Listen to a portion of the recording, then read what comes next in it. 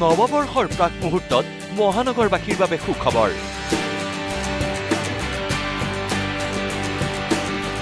ব্ৰহ্মপুত্ৰৰ বুকুত মুকলি হ'ল অত্যাধুনিক দ্য গ্ৰেণ্ড চিকাৰা বোট। অত্যাধুনিক নাওখনত ল'ব পাৰিব লাঞ্চ, ডিনাৰ, ব্যক্তিগত পাৰ্টিৰ সোৱাদ।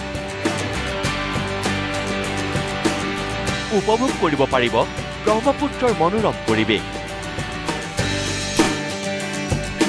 উত্তৰ গুৱাহাটীৰ ৰজাদুৱাৰৰ ৰকী দাস নামৰ এইজন শিক্ষিত যুৱকৰ সপোন আজি বাস্তৱ হ'ল।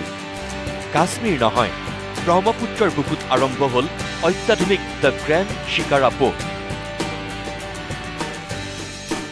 যিখন নাও সজাই পৰাই তোলা হৈছে বিশেষভাৱে।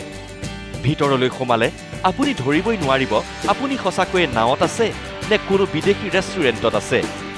অত্যাধুনিক সোফা ছেট, ভিন্ন ৰঙী আলোকসজ্জাৰে পৰিপূৰ্ণ ভিতৰ চৰা। আজি দ্য গ্ৰেণ্ড চিকাৰাৰ শুভ উদ্বোধন কৰিলে অসম সাহিত্য সভাৰ প্ৰাক্তন উপসভাপতি মৃণালিনী দেৱীয়ে।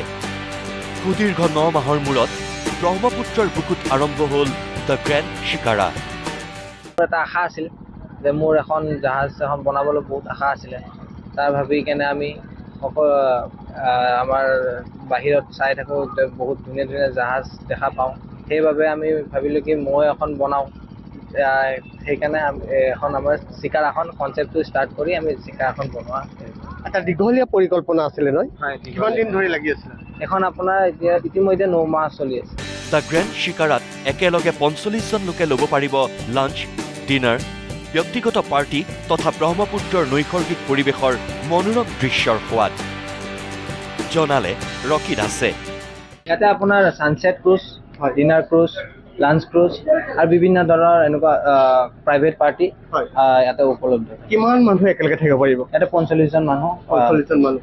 আপোনাৰ এটা ছানছেট ক্ৰুজ আছে 90 মিনিটছৰ ক্ৰুজ, প্লাছ আপোনাৰ ডিনাৰ ক্ৰুজ ষ্টাৰ্টিং হয় 3 আৱাৰ্ছৰ পৰা, লং ডেও আছে 5 আৱাৰ্ছো আছে।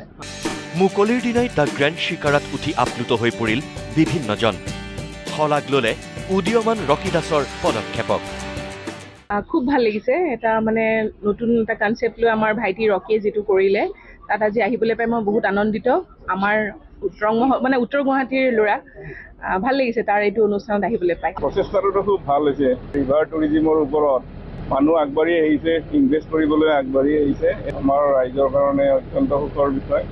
নতুন বছৰত আপুনিও পৰিয়ালৰ সৈতে আহক দ্য গ্ৰেণ্ড চিকাৰালৈ আৰু উপভোগ কৰক খাদ্য আৰু প্ৰাকৃতিক সৌন্দৰ্য।